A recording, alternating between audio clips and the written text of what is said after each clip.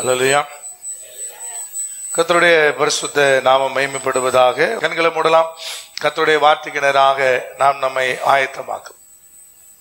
எங்கள் பரிசுத்த தகப்பனே, எங்கள் வல்ல பிதாவே, இந்த செய்தியை கேட்க போகிற பிள்ளைகளோடு தேவனாய் கர்த்தர் இடைவிட்டு தகப்பனே, இந்த வார்த்தைகள் பிள்ளைகளுக்குள்ளே பலன் செய்யும்படியாக, கர்த்தருடைய மகிமையினாலே பிள்ளைகள் நிரப்பப்படும்படியாக நேசருடைய பரிசுத்த சமூகத்தில் நாங்கள் தாழ்த்தி நாங்கள் ஒப்புக் கொடுக்கிறோம். ஆண்டவரே, தேவனாகிய கர்த்தர் தாமே மகிமைப்படுவீராக. இயேசு கிறிஸ்துவின் அதிகாரம் உள்ள நாமத்தில் தானே ஜெபிக்கிறோம், ஜீவனுள்ள எங்கள் பரிசுத்த பரம தகப்பனே, ஆமென். அல்லேலூயா.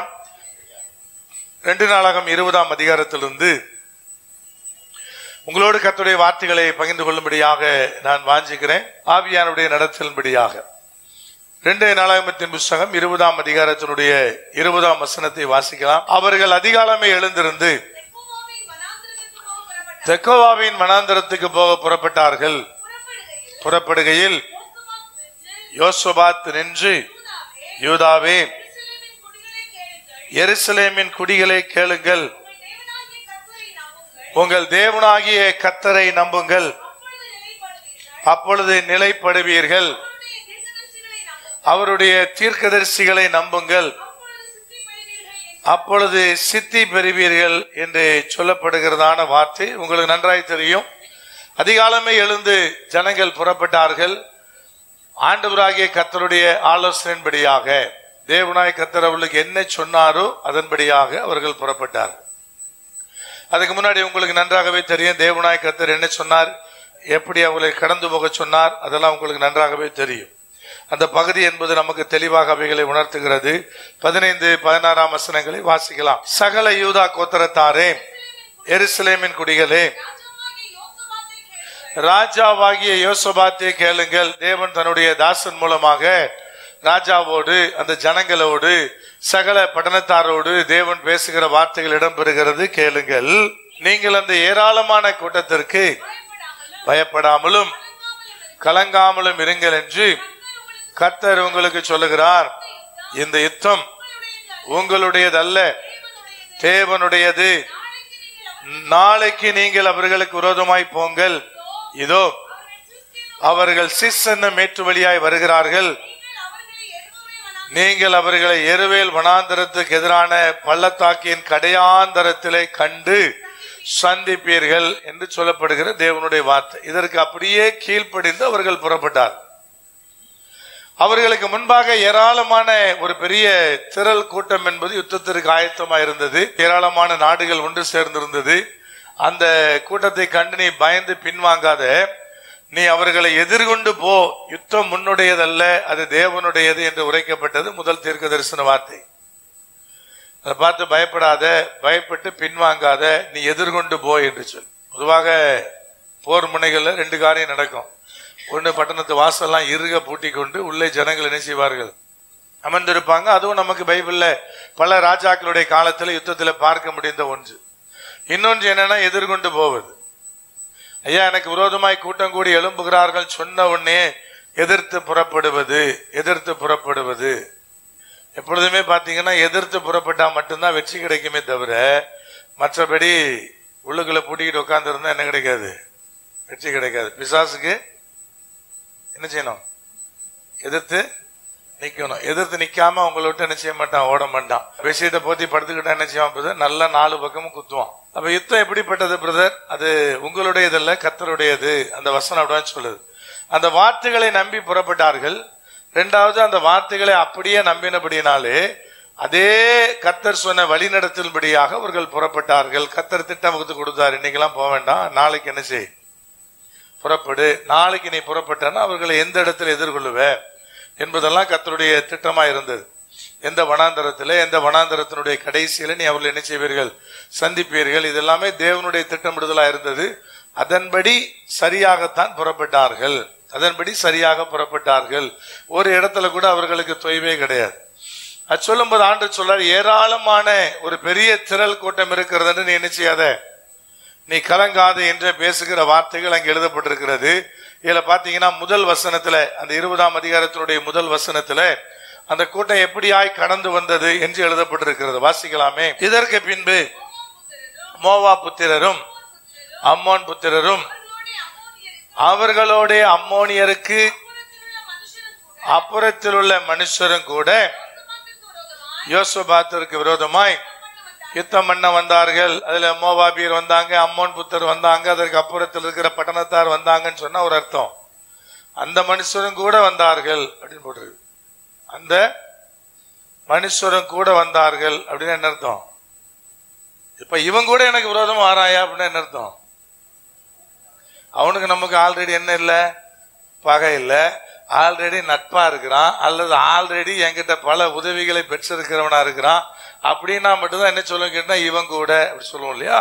அப்படிதான் இங்க வசனம் சொல்லுது. என்னன்னு கேட்டீங்கன்னா, அம்மோன் புத்திர மோவாபியர் ஆல்ரெடி கர்த்தருடைய பகைஞர்கள். அவர்கள் கர்த்தராகிய தேவனாலே சபிக்கப்பட்ட சந்ததி, தேவனுக்கு விரோதமான சந்ததி. அதுக்கு எப்போதும் அதோடு கூட என்ன உண்டு? இஸ்ரவேல் ஜனங்களுக்கு பகை உண்டு, யுத்தம் உண்டு. ஆனா பாருங்க, அதெல்லாம் கடந்து எங்கேயோ இருக்கிற 4 பேர் சேர்ந்து வரான். அதனால தான் ஆண்டு சொல்றாரு, இந்த மனுஷர் கூட நினைச்சாங்க எழுப்பி வருகிறார்கள், இவர்கள் கூட எழுப்பி வருகிறார்கள்.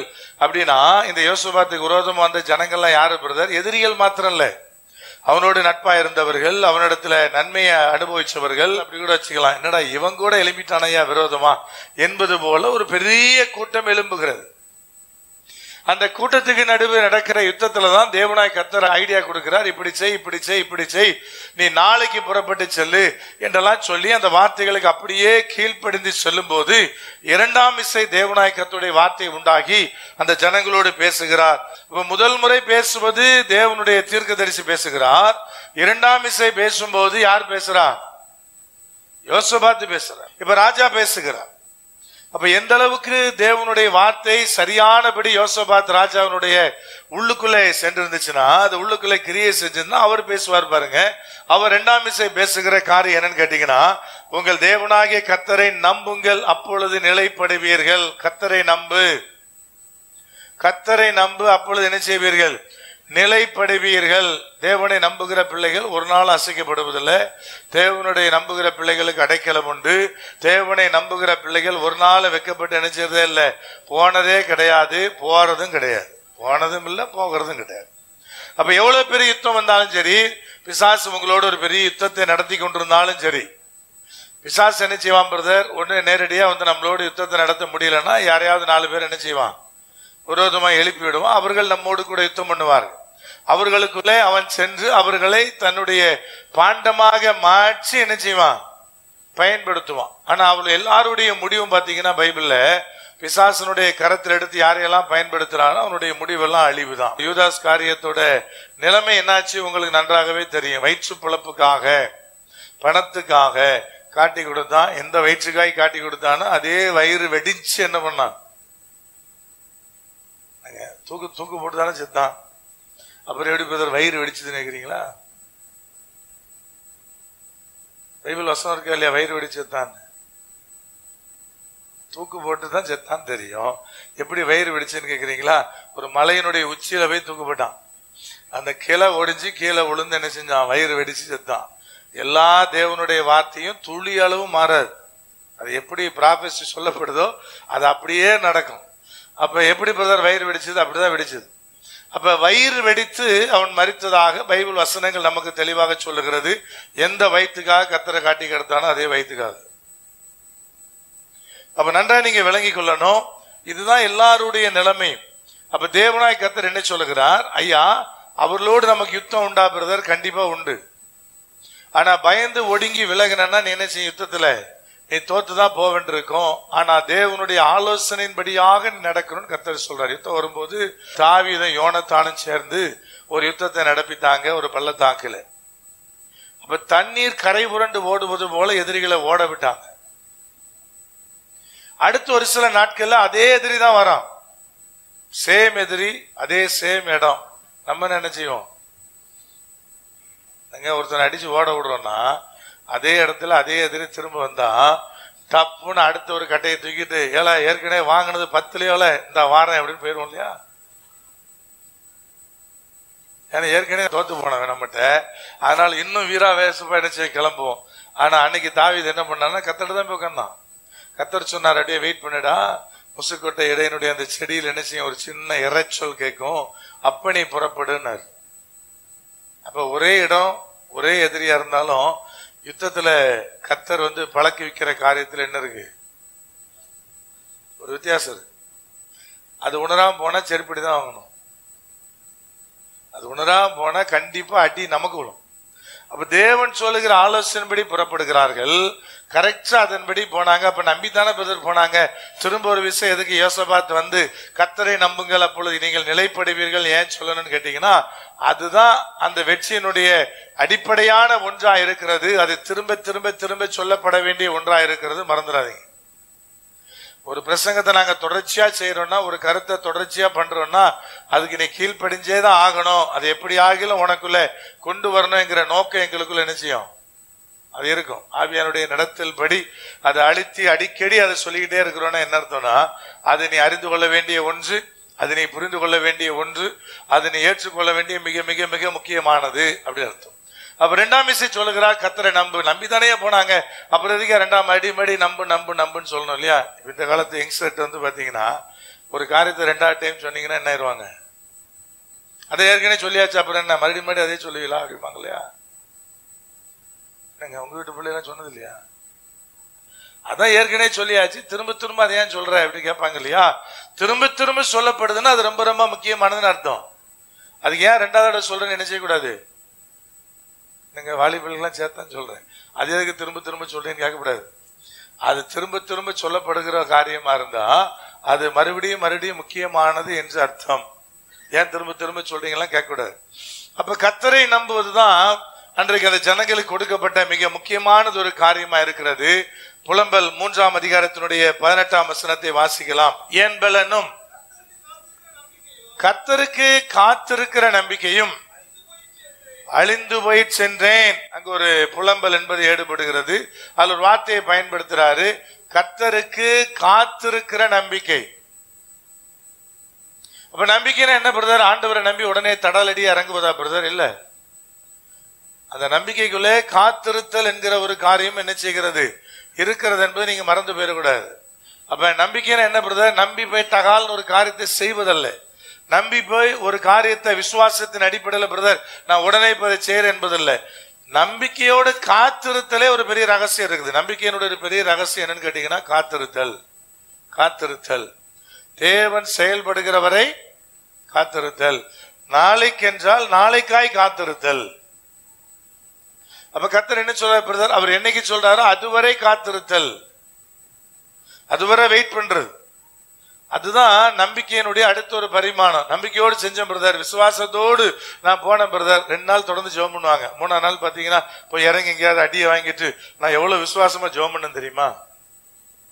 கர்த்தர் சொல்றாரு, விசுவாசமா ஜெபம் பண்றது முக்கியம்னா, நீ விசுவாசமா இருப்பது முக்கியம்னா, காத்திருத்தலும் பொறுமையா இருத்தலும் மிக மிக முக்கியமானது. அப்ப நம்பிக்கையினுடைய மிக முக்கியமான சாராம்சம் என்னன்னு கேட்டீங்கன்னா காத்திருத்தல். காத்திருத்தல் அதை நீங்க மறந்துடக்கூடாது. அவர் செயல்படுகிற வரை காத்திருத்தல். கர்த்தர் நமக்காக செயல்படுகிற வரை வெயிட் பண்றது. அவர் செயல்படுவாரா பிரதர்? சரியா செயல்படுவார். அவர் செயல்படும் போது நம்ம செயல்பட வேண்டிய வேலையே இல்லை. நம்ம தூர நின்று வேடிக்கை பார்ப்பது மட்டும்தான் நம்முடைய வேலையா இருக்கும். பல சந்தர்ப்பத்துல அது என்னுடைய அனுபவமா இருந்திருக்குது. கர்த்தர் செயல்பட ஆரம்பிச்சாருன்னா நமக்கு வேலையே கிடையாது. நம்ம அப்படியே நின்று வேடிக்கை பார்த்துட்டு இருக்க வேண்டியதான் அவர் எவ்விதமாய் செயல்படுகிறார் என்பது. அப்ப நம்பிக்கையினுடைய மிக முக்கியமானது என்னன்னு கேட்டீங்கன்னா காத்திருத்தல். அதை நீங்க மறந்துடக்கூடாது. வெயிட் பண்றதுக்கு மனநிலை இல்லாதவன் நான் விசுவாசமா இருக்கிறேன் என்று சொல்லக்கூடாது. இல்லையா? பொறுமையா காத்திருக்கிறதுக்கு எனக்கு மனம் இல்லைன்னா உங்கள் விசுவாசம் கேள்விக்குறி, உங்கள் நம்பிக்கை கேள்விக்குறி. அப்ப கர்த்தர் எனக்கு செயல்படுவார் பிரதர். எப்ப செயல்படுவார் அதானே யாருக்குமே தெரியாது. அதானே எல்லாருக்கும் பிரச்சனை. எப்ப செயல்படுவார், ஏது செயல்படுவார், எதுக்காக ஆண்டவர் ஒரு வேலையை செய்ய சொல்றாரு, திரும்ப ஏன் அந்த முயற்சிகள்லாம் தோற்கடிக்கப்படுகிறது என்ற ஒரு சகோதரர் கேட்டாரு ஒரு 4 நாளைக்கு முன்னாடி. கர்த்தர் வேலைக்கான முயற்சியெல்லாம் எடுக்க சொன்னாரு. புதிய வேலைக்காக நிறைய முயற்சி எடுத்தேன் பிரதர், ஒண்ணுமே வாய்க்கல. கர்த்தர் தானே சொன்னாரு, ஏன் எடுக்க சொன்னாரு, ஏன் எனக்கு ஒன்னும் வாய்க்கலன்னு கேட்டார். நான் விட்டு சொன்னேன், வேற ஒண்ணுமே இல்லை, உன்கிட்ட பழைய வேலையில இருந்தா நீ அடங்க மாட்டேன். உன் புத்தி அவருக்கு நல்லா தெரியும். அதனால நீ 4 வேலையை தேடுன்னு சொல்லி தேட விட்டு தேடி தேடி ஓஞ்ச பிறகு இப்ப என்ன செய்வே அமைதியா? ஏன்னா நீ உனக்கு அது புரியாது. அதனால ஆண்டு என்ன சொல்லுவாரு, எப்ப தேடு சரி தேடி தேடி முட்டி மோதி ஒண்ணுமே கிடைக்கலன்னு அவனுக்கு அவனே முடிவுக்கு வந்துடுவான், பழைய கம்பெனியே பெருசு, அப்படியே உட்காந்துக்கலாம் அப்படின்னு. அப்போ பழைய கம்பெனியில கர்த்தர் உயர்வை கொடுப்பாரா? நீ தேடி முட்டி பார்த்து வந்தாதான் பொறுமையா உட்கார்ந்து இருப்ப, அதுல உனக்கு உயர்வு கிடைக்கும். அதனால கொஞ்சம் கர்த்தர் உன்னை நினைச்சிருப்ப, கொஞ்சம் அப்படி அலன்னு விட்டுருப்பாரு அப்படின்னு. ஆனா எத்தனை பேருக்கு புரியும் பிரதர்? நம்ம என்ன சொல்லுவோம், தேட சொன்னார்ல ஏன் தரல? தேட விடுவாரு. அப்படிதான் என்ன சொல்ல, ஒரு பழமொழி இருக்கு இல்லையா, நிழலோட அருமை எங்க போனாலும் தெரியும், வெயிலுக்கு போனாலும் தெரியும். அப்ப ஆண்டவர் எதுக்கு பிரதர் வெயிலுக்கு கூட்டு போனார்? அப்பதான் உனக்கு நிழலோட அருமை தெரியும். இல்லைன்னா நிழல்ல உட்காந்து நீ என்ன பேசிக்கிட்டு இருப்ப, ஏசி இருந்தா நல்லா இருக்குன்னு இருப்ப.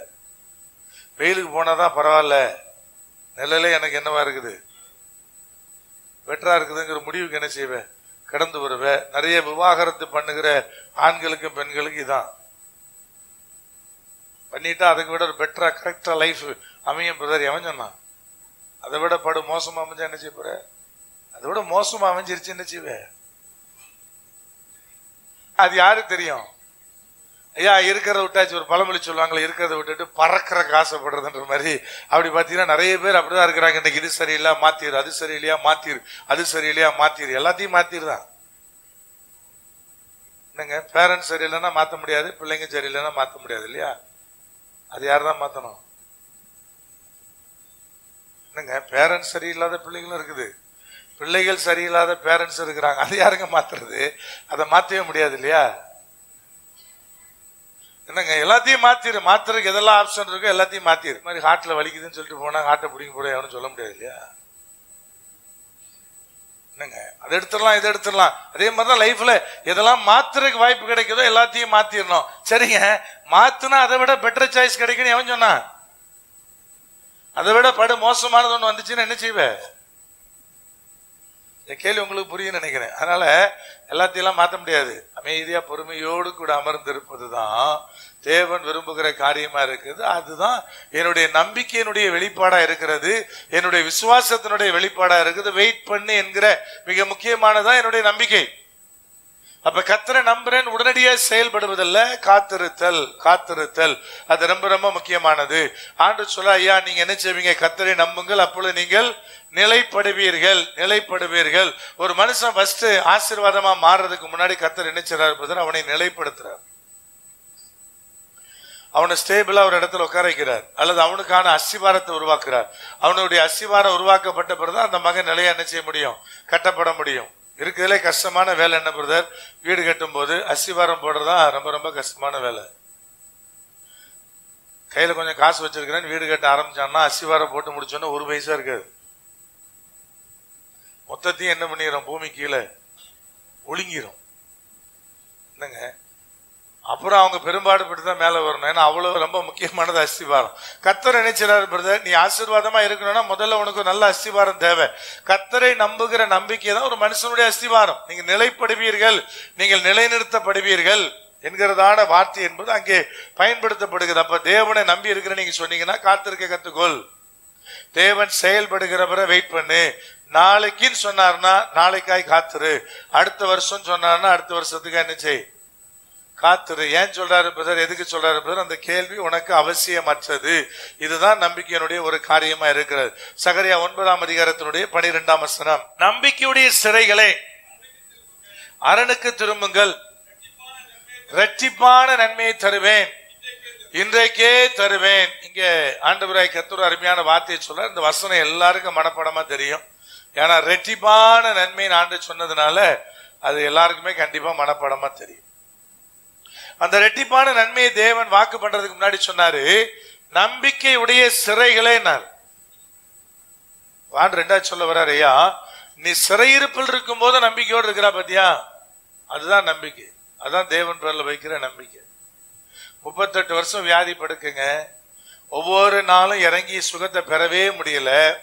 ஆனாலும் 38 வருஷமா அந்த குளத்தை விட்டு கடந்து போகவே இல்லை, அங்கேயே உட்கார்ந்துருந்தான்.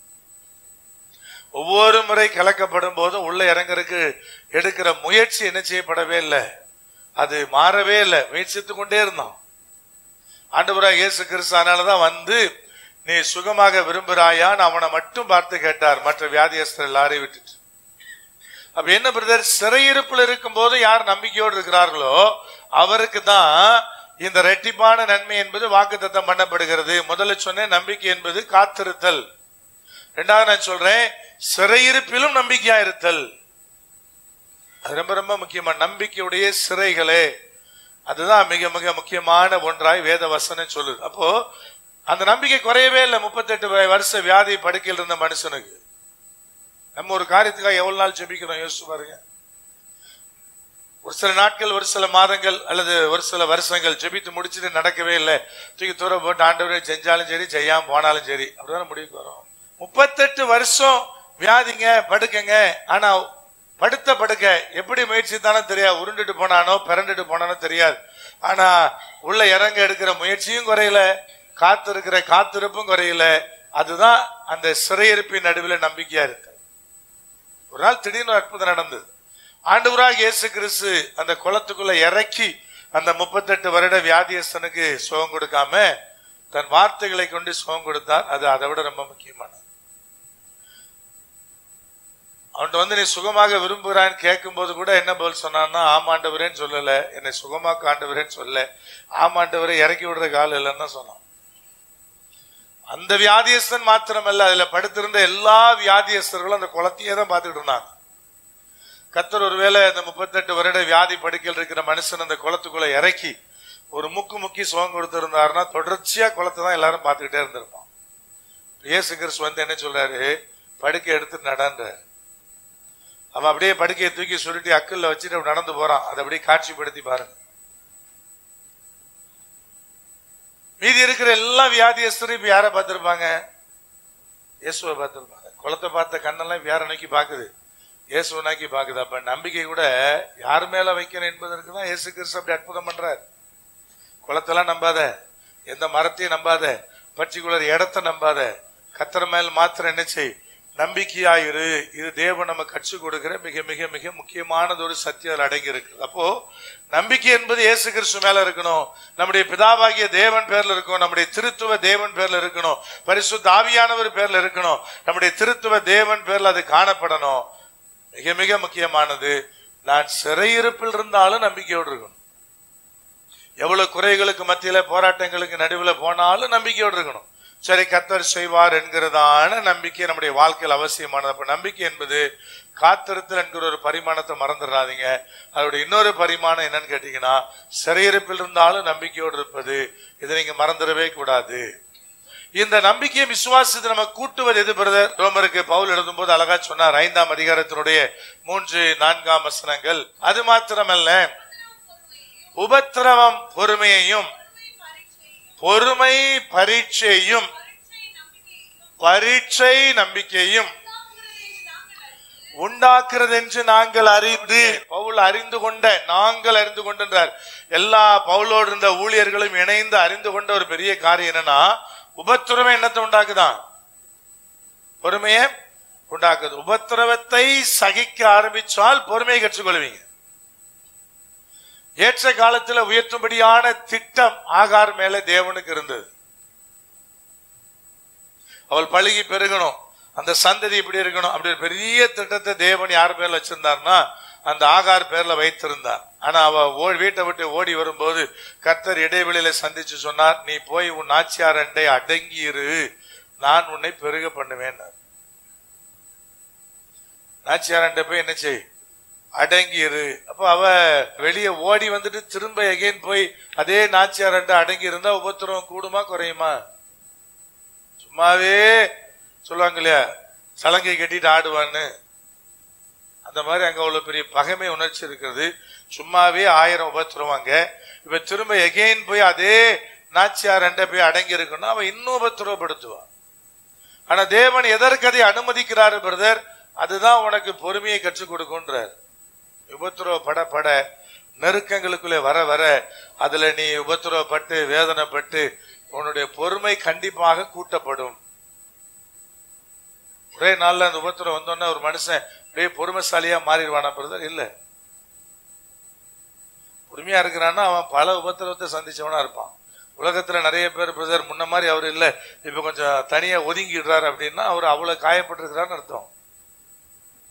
அவர் ஒதுங்குறாருன்னா என்ன அர்த்தம்?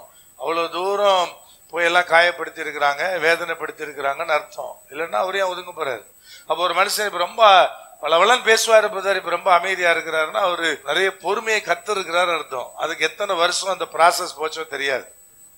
ஆனா அதே தேவன் அடுத்த ஒரு 4 அதிகாரம் கழிச்சோன்னா அந்த ஆகார ஆசீர்வதிச்சு நினைச்சாரு, பிளஸ் பண்றாரு. அப்ப குறித்த காலத்திற்கு எனக்கு உபத்திரவம் நியமிக்கப்பட்டிருக்கிறது. ஏதோ ஒரு வகையில் உபத்திரவம் போடுவோம். சிலருக்கு பினான்சியலா பிரச்சனை, சிலருக்கு சரீரத்துல பிரச்சனை, சிலருக்கு வீட்டில் இருக்கிற நபர்களினால பிரச்சனை, குடும்பத்துக்குள்ள மாமியார்னால பிரச்சனை, மருமகள்னால பிரச்சனை, ஏதோ ஒரு உபத்திரம் ஓடிட்டே இருக்கு. அது மாத்தி மாத்தி மாத்தி நமக்கு என்னத்தை கற்றுக் கொடுக்கிறது? பொறுமையை கற்றுக் கொடுக்கிறது. கிறிஸ்துவ நிமித்தம் உபத்திரவம். புதிதாக ரட்சிக்கப்பட்ட பிள்ளைகளுக்கு அந்த கடினம் ரொம்ப ஜாஸ்தி இருக்கும். நம்ம பாரம்பரிய கிறிஸ்தவனுக்கு சொந்தக்காரன் பந்தக்காரன் எல்லாம் கிறிஸ்தவன் ஆயிட்டான், ஒரு உபத்திரவம் கிடையாது. அவங்களுக்கு அப்படி இல்லை. ஃபர்ஸ்ட் ஜெனரேஷன் கர்த்தரை ஏற்றுக்கொண்டு கர்த்தருக்குள்ள வைராக்கியமா நிற்கும் போது அவ்வளவு பிரச்சனைகளை சந்திக்கணும், அவ்வளவு பிரச்சனைகளை சந்திக்கணும். கல்யாணம் அப்படின்னா எந்த முறைப்படி, குழந்தை பிறஞ்சது எந்த முறைப்படி, குழந்தை காது குத்தணுமா குத்தக்கூடாதா, மொட்டை போடணுமா போடக்கூடாதா, நித்தம் ஒரு பிரச்சனை அனுபவிக்கணும். கர்த்தரை ஏற்றுக்கொண்டாச்சு, இப்பவே மொட்டையை போட்டா கர்த்தர் வார மொட்டை மண்டையில என்ன செய்வாரு? டம்முன்னு அடிப்பாரு. இப்ப மொட்டையும் போட முடியாது. மொட்டை போடலன்னா அவன் என்ன செய்வான்? அவன் வார திட்டுவான். வீட்டுக்குள்ள வர அம்மா திட்டம், அப்பா திட்டம், பெரிய நெருக்கடி.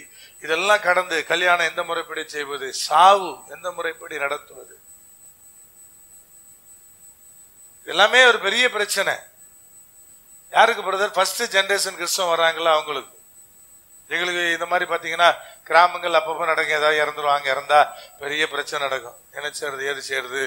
எங்கிட்ட துவக்க நாட்கள் இதே மாதிரி ஒரு மரணம் வரும்போது, பிரதர் அவங்க இந்து முறைப்படி பண்ணியே ஆகணுங்கிறாங்க, என்ன செய்யறதுன்னாரு. நான் ஆண்டோட ஜோம் பண்ண, ஆண்டு சொன்னாரு கிடக்கிறது சரீரம் தான். ஒரே ஒரு வரி, 2 வார்த்தை தான், கிடப்பது சரீரம் தான். அப்படின்னு என்ன அர்த்தம்? அதுல என்ன இளவு பண்ணா உனக்கு என்னன்னு அர்த்தம்? புரிஞ்சுதா புரியலையா? இருக்கு சரீரம் மட்டும்தான். எனக்கு அந்த வார்த்தையை சொன்னோட ரொம்ப ஆச்சரியமா இருந்தது. என்னடா இது ஒரு மிகப்பெரிய சத்தியத்துக்குள்ளே என்னை கொண்டு போச்சு. ஆஹா, இருக்கிறது 2 வார்த்தை அடங்கிய ஒத்த வரி. அப்ப நான் அவங்ககிட்ட சொன்னேன், சரி பிரதர் அவங்ககிட்ட பேசுங்கன்னு சொல்லியா, அவர் கிறிஸ்தவன் ஆயிட்டாரு, கிறிஸ்தவ முறைப்பட்டு நாங்க அடக்கம் பண்ணணும். அவங்க சொன்னாங்க, அப்ப நாங்க எங்க முறையெல்லாம் முடிச்சிடறோம், அதுக்கு பிறகு நீங்க என்ன செய்யுங்க பண்ணிடுங்கன்னாரு. நான் எங்க ஆட்கள்கிட்ட சரி அப்ப நீங்க போங்க, 4 பேர் போங்கன்னு சொல்லி மற்ற இன்னும் 2-4 மிஸ்ஸரி அனுப்பிவிட்டு, சரி காலையில அவங்க வேலை முடிக்கிட்டு சாயந்தரம் தூக்கி கொண்டு பாடி என்ன பண்ணிரு, அடக்கம் பண்ணிரு. சரி நான் அடக்கம் பண்ண போயிட்டு அங்கிருந்து ஒரு மிஸ்ஸரி போன் பண்ணார். அன்னையா ஒரு தப்பு நடந்து போச்சு. என்ன கிழக்கையும் மேக்கையும் வெட்டுறதுக்கு போல குழிய தக்கையும் வடக்கையும் வெட்டிட்டோம், என்ன செய்யறதுன்னு சத்தம் காட்டாத அப்படியே போட்டு போய்ச்சிட்டு வந்துட்டே இரு. தப்பா வெட்டிட்டோம் கிப்பா வெட்டிட்டோம் பேச்சு மானத்தை வாங்காத. சரி கிழக்கையும் மேக்கையும் தான் புதைக்கணுமா பிரதர், எப்படி இப்படி போச்சா ஆவாதா பிரதர் கேட்டீங்கன்னா, அது ஒரு வழக்கம். கிழக்கையும் மேக்கையும் புதைப்பது, அந்த கிளமேல் வடல்ல குழி தோண்டி புதைப்பது, அது ஒரு வழக்கம், அவ்வளவுதான். புள்ள புதைச்சாதான் எழும்புவாங்களா பிரதர்? பைபிள் வசனம் சொல்லுது, தீயில செத்து போனவன கடைசி நாளில தீ வந்து என்ன செய்யும்? கடல்ல செத்து போனவன கிறிஸ்துவனுடைய வருகை நாள்ல கடல் வந்து என்ன செய்யும்? அங்க அடக்கமும் நடக்கல, ஆராதனை நடத்தல. அப்ப கர்த்தர் சொல்ற வார்த்தை கிடக்குதானே, கிடப்பது சரீரம் மட்டும் தான்டா. விளங்குதா இல்லையா? இதெல்லாம் பிரச்சனை வரும். எங்க நடத்தி எப்படி பதைக்கிறது, என்ன பண்றது? சரி கிறிஸ்தவனுக்கே எவ்வளவு பிரச்சனை, புறஜாதியிலிருந்து ரட்சிக்கப்பட்ட மக்கள் எவ்வளவு கடினமா கடந்து வருவாங்க. அதை விட ரட்சிக்கப்பட்டு பாரம்பரியத்திலிருந்து நான் ஆவிக்குரியவனாய் மாறுகிறேன்னா அடுத்த ஒரு பெரிய யுத்தம். அங்கேயும் நிறைய பாரம்பரியத்தை விடணும், அவங்க கூட பெரிய சண்டை போடணும். இயேசு கிறிஸ்துவ புறஜாதிகள் யாரு சிலுவையில் அறையல, யார் அரைஞ்சா? பாரம்பரியத்தை பின்பற்றவன் தான் அரைஞ்சான். கர்த்தர் சீர்திருத்தத்தை கொண்டு வர நினைச்சதுனால அரைஞ்சான். இதெல்லாம் தேவையில்லடா, இதெல்லாம் பின்பற்ற வேண்டிய அவசியம் இல்லடா அப்படின்னு கர்த்தர் சொன்னதுனால என்ன பண்ணா? அரைஞ்சான். நீங்க அதனால விளங்கிக்கணும். அங்க ஒரு பெரிய யுத்தம். உபத்திரவம் எல்லா கட்டத்திலும் எல்லா தருணத்திலும் வேறு வேறு ரூபா நினைச்சது கடந்து வருகிறது. ஆனா அதுல பொறுமை எனக்கு நினைச்ச தேவனாய் கர்த்தர் நினைச்சார், பயிற்சிவிக்கிறவரா இருக்கிறார், பயிற்சிவிக்கிறவரா இருக்கிறார். நல்லா நீங்க விளங்கிக்கொள்ளுங்க. அப்புறம் அடுத்த வரி சொல்லுது, பொறுமை என்னத்தை உண்டாக்குதான்? பரீட்சை உண்டாக்குது. ஒரு எக்ஸாமினேஷனுக்குள்ள என்ன செய்கிறது? கொண்டு வருகிறது. பொறுமையா இருக்கிறோமா இல்லையாங்கிறதே பெரிய பரீட்சை. நிறைய சந்தர்ப்பத்துல நம்ம பொறுமையா இருக்கிறோம்னா நினைச்சுக்கிட்டே இருப்போம்.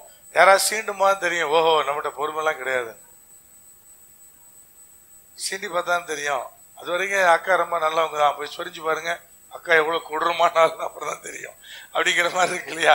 அதனால என்ன பண்றது பிரதர், இது நம்ம அது ஒரு பெரிய எக்ஸாமினேஷன் தான். அப்ப பல சந்தர்ப்பத்துல என்னை நான் எக்ஸாமின் பண்றதுக்கு, பரீட்சித்து பார்ப்பதற்கு எனக்கு பொறுமை என்பது என்ன செய்கிறது, உபயோகப்படுகிற ஒன்றா இருக்கிறது. அடுத்த வரி பரீட்சை என்ன செய்தான், நம்பிக்கையை உண்டாக்கு. இதெல்லாம் கடந்தாங்க நம்பிக்கை. அப்ப அது வரைக்கும் இருந்த நம்பிக்கை அது மேலோட்டமானது, அது சில நேரத்தில் அச்சு போயிரும். இதெல்லாம் கடந்தும் ஒருவன் நிக்கிறான் பாருங்க, அதுதான் முழுமையான நம்பிக்கை. அதனாலதான் ஆண்டு சொன்னார், சிறையிருப்பில் இருந்தாலும் நீ எப்படி இரு, நீ நம்பிக்கையோடு இரு என்பது தேவனாய் கர்த்தர் நமக்கு உரைத்ததான வாரிக்கையா இருக்குது. அப்ப நம்பிக்கைக்குள்ள, கர்த்தர் மேல வைத்திருக்கிற நம்பிக்கைக்குள்ள இவ்வளவு இருக்குது. நீதிமொழிகள் 14ஆம் அதிகாரத்தினுடைய 26ஆம் வசனம், கர்த்தருக்கு பயப்படுகிறவனுக்கு திட நம்பிக்கை உண்டு, அவன் பிள்ளைகளுக்கும் அடைக்கலம் கிடைக்கும். பிள்ளைகளுக்கு அடைக்கலம் கிடைக்கும் சொல்லல, பிள்ளைகளுக்கும் என்ன கிடைக்கும், அடைக்கலம் கிடைக்கும் அப்படின்னு எழுதப்பட்டிருக்கிறது. அப்படின்னு என்ன அர்த்தம், அவனுக்கும் அடைக்கலம் கிடைக்கும், அவன் பிள்ளைகளுக்கும். அப்ப கர்த்தருக்கு பயப்படுகிற பயத்தோடு இருக்கிறவனுக்கு தான் என்ன உண்டுன்னு கேட்டீங்கன்னா திட நம்பிக்கை உண்டு. தேவனுக்கு பயப்படாதவன், கர்த்தரை குறிச்ச பயம் ஒரு மனுஷனுக்கு இல்லைன்னா அவனும் ஒரு நாள்ல அந்த நம்பிக்கை விசுவாசம் எல்லாம் அச்சு போனவனாய் மாறிடுவான். ஆதி காலத்துல எல்லா பேரண்ட்ஸும் எனக்கு தெரிஞ்சு 90% ரொம்ப ஸ்ட்ரிக்டா இருப்பாங்க. அவங்க அவ்வளவு ஸ்ட்ரிக்டா இருந்து அவ்வளவு தூரம் அடி மிதி அப்படின்னு சொல்லி வளர்த்தாலும் அந்த பேரண்ட்ஸ் மேல அந்த பிள்ளைகளுக்கு அன்பும் குறையல, அவங்க மேல அவ்வளவு அன்பும் பாசமும் மரியாதையும் இருந்துச்சு. இன்னைக்கு இருக்கிற பேரண்ட்ஸ்ல எனக்கு தெரிஞ்சு 75% கடுமையாலாம் இல்லை, ஒரே ஒட்டி உறவாடி தான் அன்பு மழை பொழியுறாங்க. ஆனா எந்த பிள்ளைக்கும் பேரண்ட்ஸ் மேல மரியாதையும் இல்லை, ஒரு பயம் இல்லை, ஒரு மரியாதை கிடையாது, ஒரு மண்ணும் கிடையாது. கேட்டா நான் சொல்ல விளங்கிட்டாலுங்களா? இந்த காலத்துல எனக்கு தெரிஞ்சு 75% கடுமையாலாம் இல்லை, அவங்க ரொம்ப ஜாலியா இருக்கிறாங்க. ஆனா இவன் எவனுக்கும் அவன் மேல ஒரு மரியாதையும் கிடையாது, அவன் மேல ஒரு பயமும் கிடையாது, ஒண்ணுங்க. இது ஏன் சொல்றீங்க கேக்குறீங்களா? அதான் அதுல இருக்கிற ரகசியம். கர்த்தருக்கு பயப்படுகிறவனுக்கு தான் என்ன நம்பிக்கை உண்டு, திட நம்பிக்கை உண்டு. அப்ப பயம் என்பது பேரண்ட்ஸை குறிச்சு பிள்ளைகளுக்கு அவசியமான ஒன்றுதான். வெறும் அன்பு மட்டும் பிரயோஜனம் இல்லை, பேரண்ட்ஸை குறிச்சு ஒரு பயமும் பிள்ளைகளுக்கு என்ன செய்யணும், இருக்கணும். வெறும் அன்பு மாத்திரம் பொழிஞ்செல்லாம் ஒரு மண்ணும் செய்ய முடியாது, கொஞ்சம் பயமும் இருக்கணும். அன்பா கொட்டி தான் வளர்த்தம் பிரதர், கடைசியில் செருப்படி வாங்கும் போது தெரியும், அது வரை தெரியாது. அப்ப பிரதர் சில கடுமையான சில காரியங்கள், கீழ்ப்படிய பண்ணுகிற காரியம், இதெல்லாமே அவசியமான ஒன்றா இருக்கிறது. இது ரெண்டு ஏன் பிரதர் கம்பேர் பண்றீங்க, அப்பதான் உங்களுக்கு டக்குன்னு புரியும். அப்ப நம்பிக்கை என்பது ஒரே பாசமா இருக்கிற மேல மட்டும் தானே பிரதர் வரணும், இல்ல பயம்தான் என்னச்சு உண்டாக்கும், ஒரு நம்பிக்கையை உண்டாக்கக்கூடிய ஒன்றா இருக்கிறது என்பதை நீங்க மறந்துடக்கூடாது. நம்பிக்கைக்கு அடிப்படையில் இவ்வளவு இருக்குது. கர்த்தரை நம்புங்கள், அப்பொழுது நீங்கள் என்ன செய்வீர்கள், நிலைப்படுவீர்கள். நம்புறதுன்னு நீங்க டக்குன்னு ஆமாண்டவரே நான் விசுவாசிக்கிற கர்த்தர் இன்னைக்கு எனக்கு வயிற்று வலி சோமாக்குவார், அந்த நம்பிக்கைக்கு வச்சு கர்த்தர் பேசல. கர்த்தர் எனக்கு எப்படி ஆண்டவரே நான் ஜோம் பண்ணிட்டு இருக்கிறேன், ஒரு கார் கொடுத்துருவாரு, ஒரு வீட்டை கொடுத்துருவாரு. இது நம்பிக்கை என்பது அதுவே அல்ல. இன்னைக்கு பெரும்பாலும் விசுவாசமா இருந்தா எது மேல விசுவாசமா இருக்கிறோம், நம்பிக்கையா இருந்தா எது மேல நம்பிக்கையா இருக்கிறோம். நான் சொன்ன பாருங்க, இந்த உலக பிரகாரமான ஒன்றுக்கு உதவாதான் நம்பிக்கை நினைச்சுக்கிட்டு இருக்கிறோம். ஆனா கர்த்தர் சொல்றார், இல்ல இல்ல இல்ல, அது அதை கடந்தது, அது ரொம்ப ஆழமானது.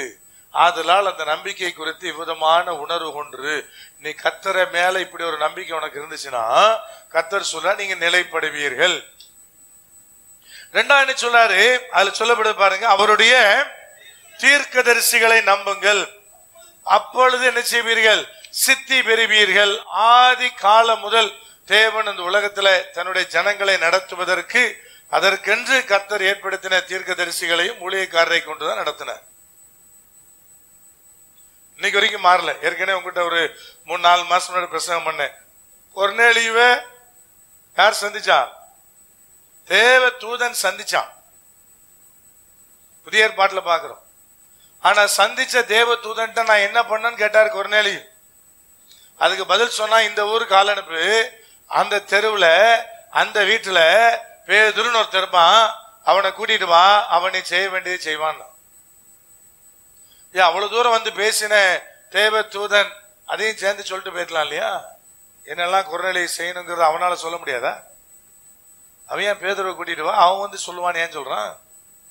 ஏன்னா தேவன் இன்னைக்கு உங்களை நடத்தணும்னா அதற்கென்று தேவன் சில போதகர்களை இந்த உலகத்தில் இருக்கிற எல்லா சபையார் நடத்துவதற்கு போதகர்களை தீர்க்கதரிசிகளை அவர் ஏற்படுத்தி வைத்தா நடத்துறார். அதான் அவருடைய அமைப்பு. அப்ப ஆதி காலத்துல பிரதர் அப்படிதான் தேவன் நடத்தினார். அதனால சொன்னார், அவர்களை நம்பு. ஏற்கனவே வந்தாயா, நேற்றே வந்து சொன்னா அவர் தீர்க்கதரிசி, எனக்கும் சேர்த்து சொன்னா. என்ன சொன்னான்னு, நீ ஒன்னும் பயப்படாத, நீ எதிர் திசைக்கு போ, நீ நாளைக்கு புறப்பட்டு போ, இந்த வனாந்தரத்துல சந்திப்ப, யுத்த கர்த்தருடையன்னு சொல்லிட்டு போயிட்டான். அதை நம்பிதான் இப்ப நம்ம என்ன செஞ்சிருக்கிறோம், என்ன பண்ணிருக்கிறோம், புறப்பட்டு இருக்கிறோம். அந்த நம்பிக்கையை வைக்கலன்னா ஒரு நாளும் வாழ்க்கையில் ஆசீர்வாதத்தை பெற முடியாது. அப்ப அந்த நம்பிக்கை அவசியமா பிரதர்? நிச்சயமாக பைபிள் நமக்கு கற்றுக் கொடுக்குது. நம்பிக்கை என்பது அவசியமானது பிரதர். தேசத்தை குறித்து கர்த்தர் பேசுனதெல்லாம் நிறைவேறுது. உங்ககிட்ட ஜனவரி 1ஆம் தேதி சொன்ன இதெல்லாம் நிறைவேறிச்சு. யோசிச்சு பாருங்க.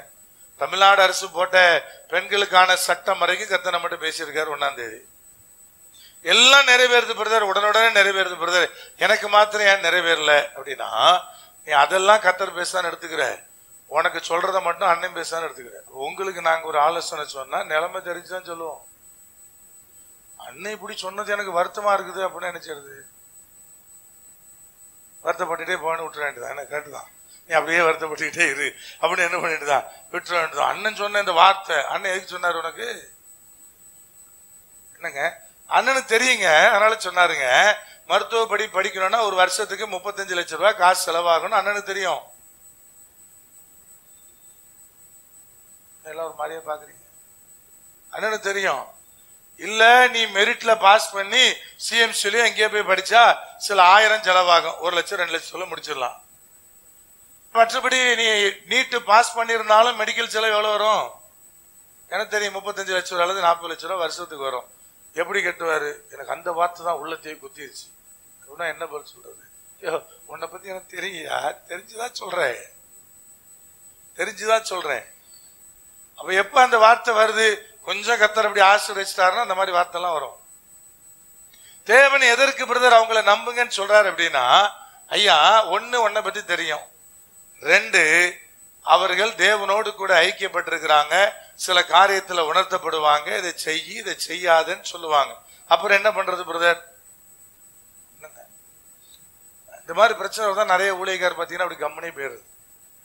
புதுசா வீடு கட்ட போறோம், நம்ம சொல்லுவானே, இந்த மாதிரி ஒரு சகோதரர்கிட்ட சொன்னேன், ஐயா இந்த மாதிரி லோன் வாங்க போறேன், மேல வீடு கட்டி வாடகை கூட போறேன்னாரு. அப்ப எவ்வளவு லோனு, மேல வீடு கட்டுறதுக்கு எவ்வளவு செலவாகும், அந்த லோனோட இஎம்ஐ எவ்வளவு, அந்த அதுக்குள்ள வட்டி மட்டும் எவ்வளவு, நீ மேல எக்ஸ்ட்ரா செலவு பண்ற வட்டி மட்டும் எவ்வளவு, நீ வாடகை கூட்ட எவ்வளவு வாடகை கிடைக்கும், அப்ப நீ கட்டுற வட்டியில பாய் தான் வாடகை கிடைக்கும், இந்த வேலையை செய்யாத அப்படின்னு சொல்றோம். நீங்களேன் சொல்றோம், யாரு கேட்டாலும் கணக்கு போட்டு சொல்லுவோம். அப்ப பிரதர் அண்ணே இது எவ்வளவு வரனே அப்படின்னு சொல்லி கொண்டு வந்தாங்கன்னா, அப்ப தோராயமா இவ்வளவு வரும் அப்படின்னு நம்ம ஒரு கணக்கு போட்டு சொல்றோம்னா, அதுல இருந்து ஒரு 1 லட்ச ரூபா பிளஸ்ஸா இருக்கும், 1 லட்ச ரூபா மைனஸா இருக்கும். கர்த்தர் கிருபையில அதை கரெக்டா கணக்கு போடுவோம். போட்டு இப்படி இது இவ்வளவு வரும் அப்படி சொன்னா சரிபுதான்னு கேட்பாங்க. அப்புறம் 2-3 வருஷம் கழிச்சு கடன்லாம் அடிச்சு செட்டில் ஆன பிறகு சொல்லுவாங்க, அன்னைக்கு அந்த ஆளுக்கு எடுத்தான், இல்லைன்னா நான் என்ன பண்ணிருப்பேன், இதுல இருந்து பெரிய பில்லரா போட்டு எல்ஐசி மாடி உயரத்துக்கு இங்கிருந்து கட்டியிருப்பேன், அங்கிருந்து எல்ஐசில இருந்து பார்த்தா என் பில்டிங் என்ன செய்யும் தெரியும், இங்கிருந்து பார்த்தா எல்ஐசி தெரியும். கெடுத்தது யாரு?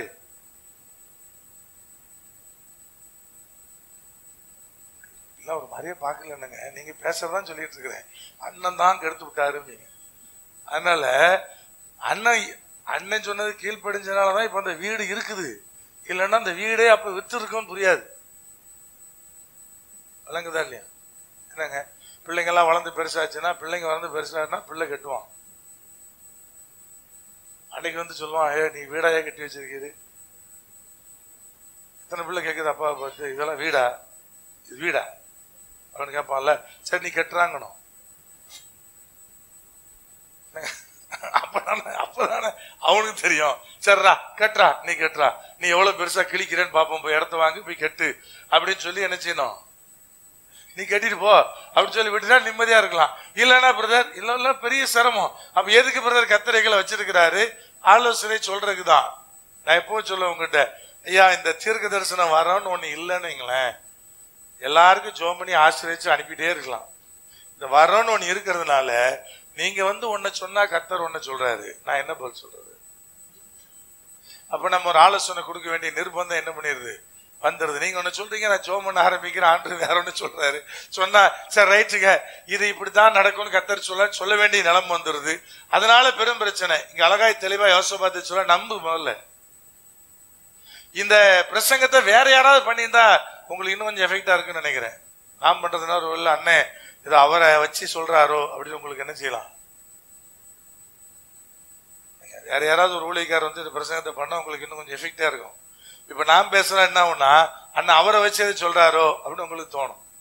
அப்ப ஆண்டு சொல்ல முதல்ல நம்புனா நீ எனக்கு என்ன உண்டாகும், அப்பொழுது நீங்க என்ன பெறுவீர்கள், சித்தி பெறுவீர்கள் என்கிற வார்த்தையை தேவனாய கர்த்தர் பயன்படுத்துகிறார். நல்லா கவனிங்க. நம்பணும் பிரதர். ஃபர்ஸ்ட் யாரை நம்பணும் பிரதர்? தீர்க்கதரிசியை நம்பணும். மற்றவங்க நம்பனா பிரதர், மற்றவங்க நம்பினா பெரும் பிரச்சனை வரும். இப்ப தீர்க்கதரிசிகளை நம்புங்கன்னா நீங்க போய் தீர்க்கதரிசிகள் நம்பி ஏமாற்றப்படுவது லிஸ்ட்ல கொண்டு வர முடியாது. பொய் தீர்க்கதரிசிகள் இருக்கிறாங்களா பிரதர்? இருக்கிறாங்கன்னு பைபிள் சொல்லுது. கள்ள தீர்க்கதரிசியும் இருக்கிறான், கள்ள போதகரும் இருக்கிறான்னு பைபிள் சொல்லுது. அப்ப இவங்களை எப்படி அடையாளம் காண்பது பிரதர்? நீ சரியான பார்வையில பார்த்துட்டு நம்புன்னு அர்த்தம். நீ ஏட கூடமே யாரையா நம்ப செருப்படி வாங்கணும், நீங்க தான் அடையாளம் பார்க்கணும். அப்ப கள்ள போதகரிலே கள்ள தீர்க்கதரிசி எப்படி பிரதர் நான் கண்டுபிடிப்பது? சரியான ஆளை எப்படி கண்டுபிடிப்பது? ஒரு 3-4 வசனங்களை உங்களுக்கு காண்பித்து நான் முடிக்க விரும்புகிறேன். எபிரேயர் புஸ்தகம் 13ஆம் அதிகாரம் 17ஆம் வசனத்தை வாசிக்கலாம். முதலாவது, உங்களை நடத்துகிறவர்கள் உங்கள் ஆத்துமாக்களுக்காக உத்தரவாதம் பண்ணுகிறவர்களாய் விழித்திருக்கிறபடியால் அவர்கள் துக்கத்தோட அல்ல சந்தோஷத்தோட அதை செய்யும்படி அவர்களுக்கு கீழ்ப்படிந்து அடங்குங்கள். ஆண்டவரே கர்த்தர் அழகா சொல்றார், ஐயா நீ உன்னை நடத்துகிறவர்களுக்கு கீழ்ப்படிந்து அடங்கணும். 2 வார்த்தை பயன்படுத்துறார், கீழ்ப்படி அடங்கு. ஆனா ஒரு காரியத்தை அவர் அடையாளப்படுத்துகிறாரு, உன்னுடைய ஆத்துமாக்காக அவர்கள் என்ன செய்கிறார்கள், உத்தரவாதம் பண்ணுகிறவர்களாக விழித்திருக்கிறார்கள். காரியத்தை சொன்னோம் அப்படின்னா அவங்க தொடர்ச்சியாய் ஜெபிக்கிறார்களா என்பது ரொம்ப ரொம்ப முக்கியமானது. உங்களுடைய ஆத்துமா ரொம்ப முக்கியமானது என்பதை பாரப்படுகிறாள் என்பது ரொம்ப ரொம்ப முக்கியமானது. உங்கள் ஆத்துமாக்களுக்கு முக்கியமானது என்ன பிரதர்? கர்த்தருக்கு கீழ்ப்படிந்து பாவமற்ற வாழ்க்கை வாழுகிறதா உங்கள் ஆத்துமாவுக்கு உத்தரவாகும். அப்ப நீங்க பாவம் பண்ணும் போது எவனெல்லாம் உன்னை கடிந்து கொள்கிறானோ அவன் தான் உன்னை நடத்துவதற்கு சரியானவன். நல்ல நண்பன் யாரு பிரதர்? நான் செய்யற தப்புக்கெல்லாம் கூட இருக்கிறவனா, அல்லது நான் செய்வது தவறு என்பதை நமக்கு சுட்டி காட்டு போவனா? எத்தனை பழமொழி இருக்கு இல்லையா? என்னங்க பொதுவா நண்பனை யாரை வச்சிருப்போம்? நான் சொல்றது எதையும் அவன் வெட்டுனாலும் உண்மையை தரக்கூடாது, வாயே தரக்கூடாது. அவன் தான் எனக்கு பெஸ்ட் ஃப்ரெண்ட். ஏன்னா நான் செய்யற எந்த தப்பையும் என்ன செய்ய மாட்டான், வெளியே சொல்லவே மாட்டான்.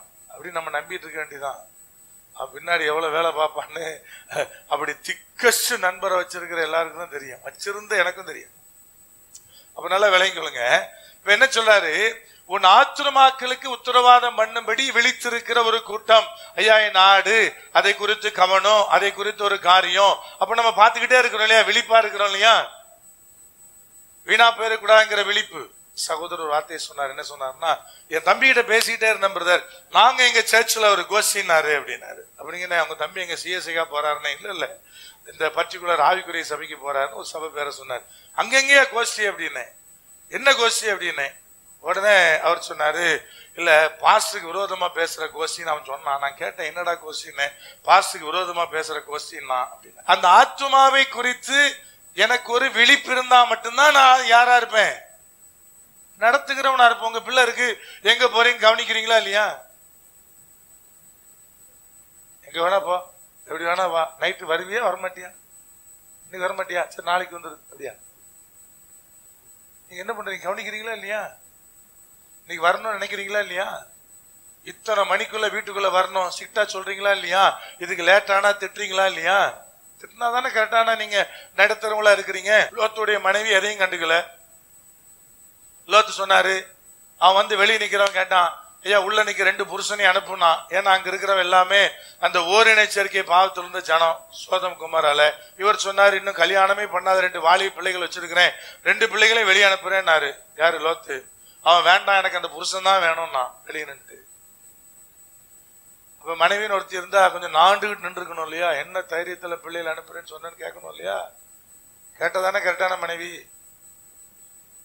என்னங்க ஏன் உப்பு தூணானா பிரதர்? அவளுக்கு எதை குறிச்சும் அக்கறை இல்லை. கேட்கணுமே, பிள்ளை எங்க போச்சு, எப்போ வந்துச்சு, ஸ்கூல் இவ்வளவு நேரத்துல முடிஞ்சுது, இவ்வளவு நேரத்துல வந்து சேரணுமே, ஏன் இன்னைக்கு 1/2 hour டிலே ஆச்சு, இந்த 20 minutes எங்க நின்னுச்சு, கண்காணிக்கிறவன் தானே சரியான பெற்றோரு. அதே மாதிரிதான் ஒரு ஆவிக்குரிய தகப்பனம் தான் நான் கண்காணிப்போம், பார்ப்போம். 2-3 வாரமா லேட்டா வருது, லேட்டா ஏன் வருது, இது ஏன் ஒரு 3 வாரமா வரல, நம்ம கண்காணிச்சே இருப்போம். அப்புறம் அண்ணே வயிற்று வலிக்குன்னு போன் பண்ணி சொல்லுவோம், 3 வாரம் வரல, கண்டிப்பா வயிற்று வலிக்கும் அப்படி அங்க சொல்லுவோம். ஒருத்தர் உள்ளே என்ன ஆக்குறாரு, அப்ப பிரதர் வயிற்று வலிக்குதுன்னா, ஆமாயா நீ 3 வாரம் வரல, உனக்கு வயிற்று வலிக்கதான் செய்யும் அப்படின்னு சொல்லுவோம். அப்ப எதுக்கு பிரதர்?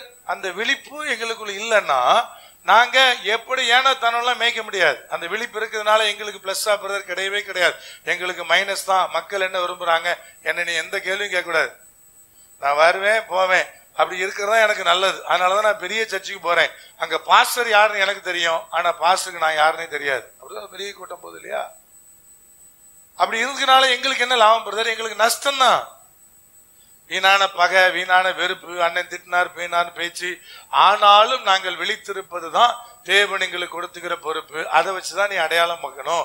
அப்படிப்பட்டவர்களுக்கு தான் நீ அடங்கி என்ன செய்யணும், கீழ்ப்படியணும். அவர்கள் விழிப்புள்ளவர்களா இருக்கிறார்கள். எதற்கு? உன் ஆத்மாவுக்கு உத்தரவாதம் பண்ணுவதற்கு. அப்படின்னு என்ன அர்த்தம் பிரதர்? உன் ஆத்மா குறிச்சு கர்த்தர் என்கிட்ட கேள்வி கேட்பாரு, நான் பதில் கொடுக்கணும். இந்த ஆட்டை கொடுத்தனே அது சரியானபடி மேய்ச்சியா, அந்த ஆத்மாவுக்கு நீ தான் பதில் சொல்லுன்னு சொல்லுவாரு. அதே மாதிரிதான் உங்களுடைய தேவைகளை குறிச்சு என்கிட்ட சொன்னாலும் நான் பாரப்படுவதற்கு உடனடியாக அதுல எப்படி ஹெல்ப் பண்ணலான்னு இறங்குறது காரணம் அதுதான். அது பசியோடு இருந்துச்சே சோறு போட்டியான்னு கேட்பாரு. ஆத்மாவுக்கு தேவையான சோத்தையும் நான் போடணும், வயிற்றுக்கு தேவையான சோத்தையும் நான் நினைச்சணும், நான் ஓரளவு முடிஞ்சதை நான் செய்யணும். அதுதான் எங்களுக்கு தேவன் கொடுத்திருக்கிற அழைப்பு. கேட்பாரு, நான் உன்னை கொடுத்தேனே நீ அதுக்கு என்ன செஞ்சேன்னு கேட்பாரு. அப்ப அந்த உத்தரவாதம் யாரு பிரதர்? நாங்க தான் உத்தரவாதம். உங்க ஆத்துமாக்களுக்கு நாங்கள் தான் உத்தரவாதிகள். நாங்க யாரு கணக்கு கொடுக்க வேண்டியிருக்கு? கர்த்தர் கணக்கு கொடுக்க வேண்டியிருக்குது. அப்ப அதுல விழித்திருக்கிறவனா இருக்கிறவன் தான் சரியானபடி உங்களை நடத்துகிறவன். அடையாளம் கண்டுபிடிச்சுக்கின்றார், உன்னை கண்டு காணாம போகிறவன் அல்ல. நீங்க ஒரு தவறான காரியத்துக்கு வந்து அண்ணே ஜெபம் பண்ணுங்கன்னு சொன்னா வந்து ஜெபம் பண்றவனா இருக்க முடியாது. புதுசா பார் திறந்திருக்கிறானே வந்து ஒரு ஜெபம் பண்ணிட்டு போயிருங்கன்னா நான் எப்படி ஜெபம் பண்ண முடியும்? நீங்க புரிஞ்சுக்கிறக்கா சொல்றேன், நான் எப்படி ஜெபம் பண்ண முடியும்? அண்ணே ஒரு பொண்ணை லவ் பண்றேனே, அவ புரஜாதி பெண்ணே வந்து ஒரு ஜெபம் பண்ணிருங்கண்ணே, நான் எப்படி பண்ண முடியும்? எனக்கு கல்யாணம் பண்ணி வச்சிருங்கண்ணே, நான் எப்படி பண்ண முடியும்? வசனத்துக்கு மாறாய் நடக்கிற எதையும் நாங்க அக்செப்ட் பண்ண முடியாது. ஏன்னா கர்த்தர் எங்ககிட்ட கேள்வி கேட்பார். நாங்க இப்படி இருந்தாலும் சரியானபடி கவனிக்கிறோம். என்ன கவனிக்கிறோம்? இவங்க ஊருக்கு கிளம்பி போனேன்னு சொன்னாங்களே, போய் சேர்ந்துட்டாங்களா? வர்றேன் நாங்களே வந்துட்டாங்களா? இந்த சிஸ்டர் உடம்பு சரியில்லைன்னு சொன்னாங்களே, அது சரியாயிடுச்சா? அதுல எல்லாம் கரெக்டா இருக்கும். இதை விளங்குல எங்களுக்கு உடம்பு சரியில்லைங்க, ஆனா எங்க உடம்புடைய பிரச்சனை யார்ட்டையும் சொல்லல. ஆனா போன் பண்ணி கேட்கிறோம், இது சரியாயிடுச்சா, அது சரியாயிடுச்சா, இப்படி ஆயிடுச்சா சிஸ்டர், என்ன ஆச்சு பிரதர், எப்படி ஆயிடுச்சு? இங்க இருந்து லண்டன்ல இருக்கிற ஒரு சிஸ்டர் கூட கேட்கிறோம், அவங்க நம்முடைய பார்ட்னர்.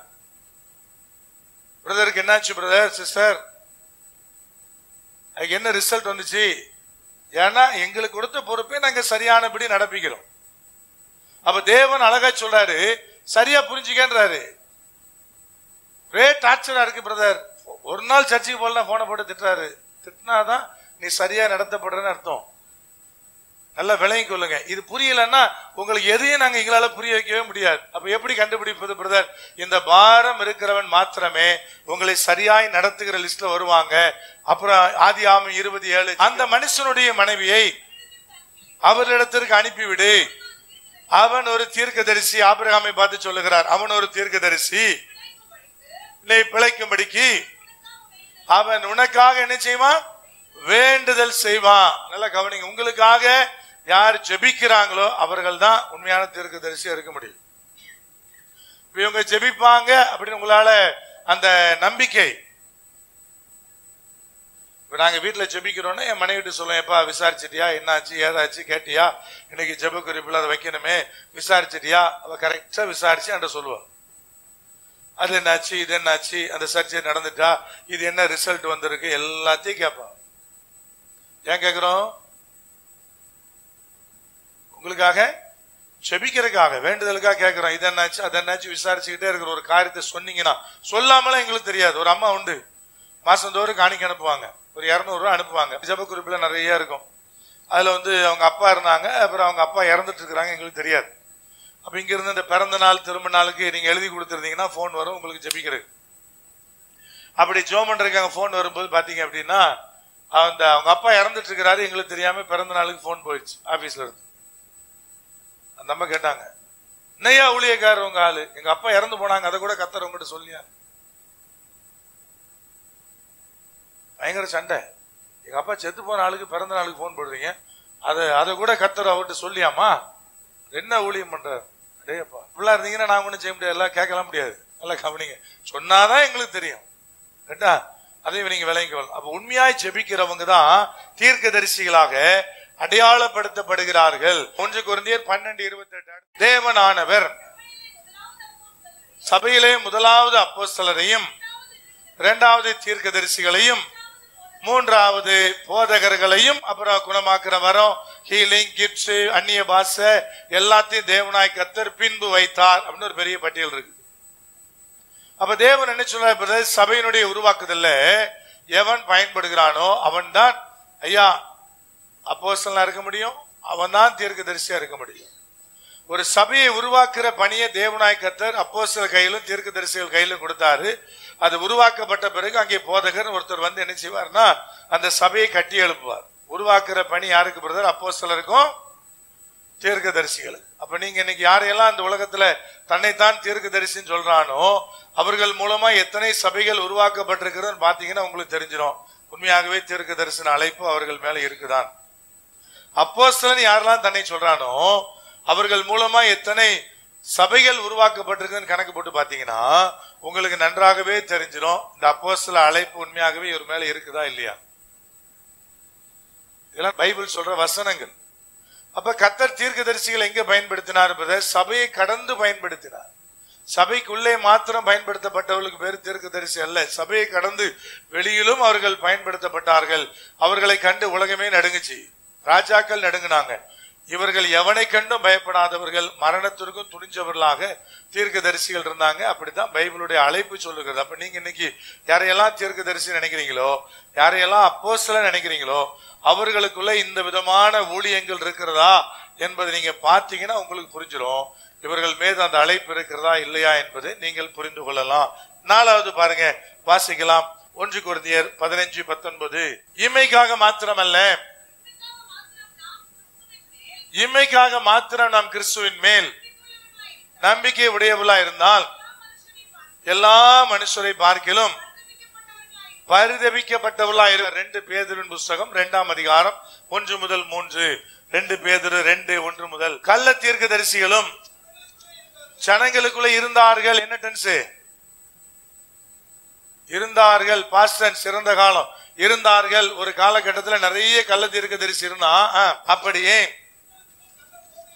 உங்களுக்குள்ளும் கள்ள போதகர்கள் இருப்பார்கள். நல்லா கவனிங்க, ஃபியூச்சர்ல நடக்கக்கூடிய காரியத்தை குறித்து பேசுறாரு. எப்படி கள்ள தீர்க்கதரிசி இருந்தானோ அதே போல இருப்பார்கள். அவர்கள் கேட்டுக்கு ஏதுவான வேத புரட்டுகளை தந்திரமாய் நுழைய பண்ணி, இயேசு கிறிஸ்துவ பத்தி தான் பேசுவான். வேற காரியத்தை குறிச்சு பேசினா நீங்க உள்ள சேர்க்க மாட்டீங்க. இயேசு கிறிஸ்துவ குறிச்சு தான் பேசுவான்.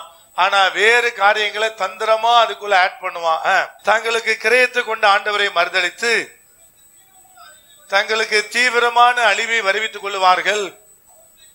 அவர்களுடைய கெட்ட நடக்கைகளை அநேகர் பின்பற்றுவார்கள். அவருடைய போதனை அல்ல, அவருடைய கெட்ட நடக்கைகளை. அப்படின்னு என்ன அர்த்தம் பிரதர்? அவன மாதிரியே நிறைய பேர் கள்ள போதகனாக, கள்ள தீர்க்கதரிசியாக அவர்களை ஃபாலோ பண்ணி என்ன செய்வான்?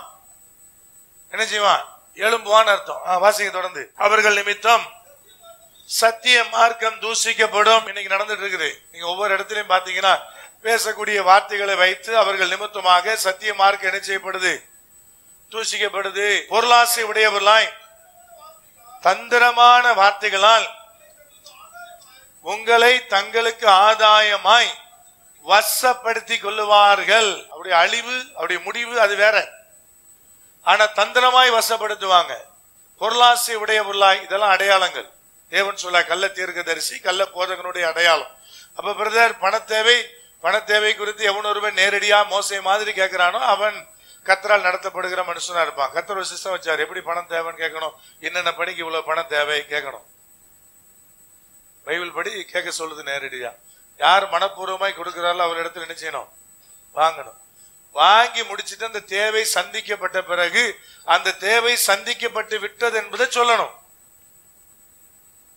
சிஸ்டம் பைபிள் சொல்ற காணிக்கை கேட்பனுடைய சிஸ்டம் அதான். அதான் மோசே ஃபாலோ பண்ணார் கர்த்தருடைய வழிநடத்தின்படி. விளங்கி கொள்ளுங்க. இந்த பிள்ளைக்கு ஸ்கூலுக்கு ஃபீஸ் கேட்ட தேவை இருக்குது சொல்றோம். தேவை சந்திக்கப்பட்ட உடனே சந்திக்கப்பட்டுச்சுன்னு சொல்றோம்ல. என்னங்க சொல்றோமா இல்லையா? இனி போதும், அதனுடைய தேவை சந்திக்கப்பட்டு விட்டது சொல்றோம். அதுதான் கர்த்தர் விரும்புற. அதுதான் காணிக்கை கேட்பதனுடைய அடையாளம். தந்திரமா வந்து நைசா பேசி அப்படியே நடுவுல அப்படியே வாழைப்பழத்துல ஊசி ஏத்துற மாதிரி சொல்றாங்க இல்லையா? இதே பேதர் தான் சொன்னாரு, இதுல நிறைய பெண்கள் தான் ஏமாறுவாங்கன்னு பின்னாடி சொன்னார். பெண்களே உங்களை தான் சொல்றாரு, நான் சொல்ல பேதர் சொல்றாரு. அவங்கதான் ஈஸியா ஏமாறுவாங்கன்றார். தந்திரமா பேசுனா ஏமாந்துருவாங்கன்ற. அப்ப கர்த்தர் என்ன சொல்ல வர்றாரு பிரதர்? ஐயா, இப்படியெல்லாம் பண்ற தங்கள் வயிற்றுக்காக ஒருவேளை அவர்கள் தேவன் வயிறு, பிலிப்பியர் 3:19 வாசிக்கிறோம் இல்லையா? வாசிக்கலாமே, பிலிப்பியர் 3:19-20 வாசிக்கலாம். அவருடைய மகிமை என்னவா? அவருடைய லட்சையே அவருடைய மகிமை. அவர்கள் பூமிக்கு அடுத்தவைகளை சிந்திக்கிறார்கள். நம்முடைய குடியிருப்போம் பரலோகத்தில் இருக்கிறது. அங்கே இருந்து கர்த்தராய் இருக்கிற இயேசு கிறிஸ்து என்னும் இரட்சகர் வர எதிர்பார்த்து கொண்டிருக்கிறோம். அழகாய் தெளிவா வசனம் சொல்லுது. இம்மைக்குரியதை மாத்திரம் ஒருவேளை நடப்பிக்கிற ஒரு கூட்டமா இருந்துச்சுன்னா பைபிள் சொல்லுது அவன் மூலமா உங்களுக்கு ஆவிக்குரிய ஒண்ணுமே கிடைக்கல, முழுக்க முழுக்க பூமிக்குரியது. பூமிக்குரிய ஆசீர்வாதம் கர்த்தர் எனக்கு உனக்கு கிட்னியை கொடுத்தார், சட்னியை கொடுத்தார், எல்லாம் அவர் தருவார். ஆனா அது மாத்திரம் வேலை இல்லை. இல்லைங்களா? இல்லைங்களா? அந்த மனுஷன் மூலமா என்ன ஆவிக்குரியதை கற்றுக்கொண்டீங்கன்னு ஒரு கணக்கு இருக்கு இல்லையா? அதை அடிப்படையா வச்சுதான் இம்மைக்குரியது மட்டுமே அவர் பேசுவாரு பிரதர் அப்படின்னா கவனமா இருன்னு ஆண்டு சொல்றாரு. இதெல்லாம் நம்பி போய் ஏமாந்துட்டு போய் செருப்படி வாங்கிட்டு ஆண்டு என்ன இப்படி ஏமாத்திட்டான்னு சொல்லக்கூடாது. கர்த்தர் அப்படி இப்படி சிலதெல்லாம் அடையாளம் காமிப்பார். நம்ம தான் புத்தியான செஞ்சுக்கணும், இருந்துக்கணும். கர்த்தர் சொல்றாரு இதெல்லாமே தீர்க்கதரிசிகளுடைய அடையாளங்களாக பைபிள் சொல்லுது. நல்லா கவனிச்சுக்க. மாறுபட்டு இருந்தா விட்டு விலகு. மாறுபட்டு இருந்தா என்ன செய்யணும் பிரதர்? பைபிள் வசனத்தின்படி விட்டு விலகணும். யாரா இருந்தாலும் பைபிள் போதனைக்கு நான் மாறுபட்டு இருக்கிறேன் நீ கண்டுபிடிச்சேன்னா என்னை விட்டு விலகணும். அவ்வளவுதான், சிம்பிள். அதுதான். நான் சொல்ற போதனைக்கும் நான் வாழ்ற வாழ்க்கைக்கு சம்பந்தம் இல்லைன்னா நீங்க என்னை விட்டு என்ன செய்யணும்? விலகணும். சம்பந்தம் இருக்கு, நான் கண்டுபிடிச்சா மட்டும் தான் கண்டினியூ பண்ணணும். அதான் பைபிள் நம்ம கற்றுக் கொடுக்கிற காரியமா இருக்கு. இப்ப வசனம் தெளிவாய் சொல்லுகிறது, இப்படிப்பட்ட காரியத்தெல்லாம் நீ மனசுல வச்சுக்க. போலிகளை பார்த்து போய் நம்பி போய் ஏமாந்துட்டு எப்படிங்க நம்புறது அப்படி கேட்காத. பைபிள் வசனம் சொல்லுது அவருடைய தீர்க்கதரிசிகளை நம்புங்கள், அப்பொழுது சித்தி பெறுவீர்கள். அந்த யுத்தம் எப்படி நடந்துச்சுன்னு தெரியும், எவ்வளவு பெரிய காரியங்களை கர்த்தர் நடப்பித்தார் தெரியும், எப்படி வெற்றியை பெற்றாங்கன்ற உங்களுக்கு தெரியும். தேவனாய் கர்த்தர் சத்துருக்களோடு யுத்தத்தை நடத்தினார், சொன்னபடியே எதிரிகளை வெற்றுண்டு மடியே செய்தார். யுத்தம் உங்களுடையதெல்லாம் சொன்ன மாதிரியே இவங்க போய் வேடிக்கை தான் பார்த்தாங்க. அவர்களே ஒருவரோட என்ன பண்ணாங்க? வெற்றுண்டு மடிஞ்சாங்க. மடிஞ்ச கூட்டத்திலிருந்து ஏராளமான பொருட்களை இவர்கள் கொள்ளையாடி கொண்டு வந்து சேர்த்தார்கள். அப்படிதான் வசனம் சொல்லுது. எல்லாம் கொண்டு வந்து வீட்டெல்லாம் ரொப்பி வச்சுட்டு என்னங்க 3வது நாள் கூடி கர்த்தருக்கு ஸ்தோத்திரம் பண்ணாங்க. 3வது நாள் கூடி கர்த்தருக்கு ஸ்தோத்திரம் பண்ணாங்க. இப்ப நமக்கெல்லாம் பாத்தீங்கன்னா சில நேரம் ஃபிளட் டைம் அதுல எல்லாம் பாத்தீங்கன்னா ஓவரா வந்து கிஃப்ட் குவிஞ்சிடும். சாப்பாடு பொருளை கட்டிட்டு எல்லாம் போயிடுவான். போன உடனே கேட்பான் என்ன சோறுமா? அதெல்லாம் அனுபவப்பட்டிருக்கிறேன். புளிச்சோறு அப்படின்னீங்கன்னா அப்படியே போயிருமா. பிரியாணி வருது எனக்கு பின்னாடி, உன் புளிச்சோறு வச்சு நான் என்ன செய்யன்னு கேட்பான். அந்த லெவலில் எங்க இருக்கும்? நாங்கள் எல்லா பொருளையும் கொண்டு வீட்டுக்குள்ள நிரப்பி வச்சுட்டு இவன் வெளியே படுத்து கிடப்பான். உள்ள படுக்கிற கூட அவனுக்கு இடம் இருக்காது. அவ்வளோ வந்து சேர்ந்துடும். அந்த சுனாமி டைம்ல அதுல எல்லாம் பார்த்தீங்கன்னா அப்படிதான் குமிஞ்சுது எல்லா இடமும். எல்லாரும் முறையே பார்த்துட்டு இருக்கிற என்னங்க அப்படியே குமிஞ்சுது. நாங்கெல்லாம் நேரடியே பார்த்துருக்கிறோம். கிட்ட போனேன்னு என்ன பொருள் வந்து இப்படி வண்டிகள் எட்டி பார்ப்பான். எட்டி பார்த்துட்டு உள்ள அவ்வளோ செட் ஆகுதுன்னா போயிட்டே இருப்பான். அந்த லெவல்ல எல்லாம் கிஃப்ட் போச்சு, அப்படிலாம் போச்சு. ஆண்டு சொன்னா அப்படிதான் இவனும் வீடு ஃபுல்லா கொண்டு குமிச்சிருப்பான்னு நினைக்கிறேன். 3 நாளா கொள்ளையடிச்சிருக்கிறான். 4வது நாள்ல பெராக்காவில கூடி என்ன பண்ணாங்க?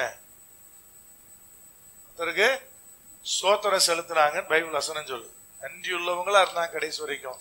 ஏன்னா யுத்தம் யாருடையதுன்னு? கர்த்தருடையது. அவர் பார்த்துக்கிட்டார். அப்ப கர்த்தர் அழகா சொல்ல, அவரை நம்பு, அவருடைய ஊழியர்களை நம்பு.